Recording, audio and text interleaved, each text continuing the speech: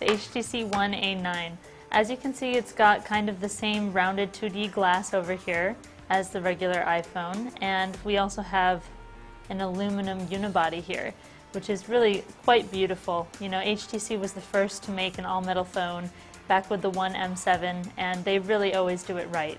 So it's a beautiful, gorgeous phone that feels great in your hands, and HTC's made a few minor differences in design that you can see when you look at it.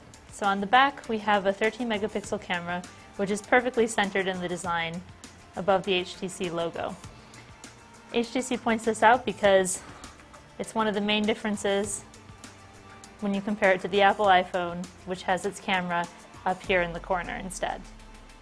Otherwise, they look quite similar. We have the same antenna lines in the same positions, and they're even about the same thickness here as well, although the setting up of the ports is a little bit different. HTC's, ironically, is not perfectly centered, while the iPhone's is. They look pretty much the same from the front as well, with the 2D rounded glass and the fingerprint sensors. That's basically where the similarities end, though, when it comes to design. The HTC One A9, otherwise, is an Android phone. It runs Android 6.0 Marshmallow, and it has a Snapdragon 617 processor on it. It also has 2 or 3 gigabytes of RAM, depending on which version you buy. So you're probably going to want to get the one that has 32 gigabytes of storage, because that comes with more RAM as well.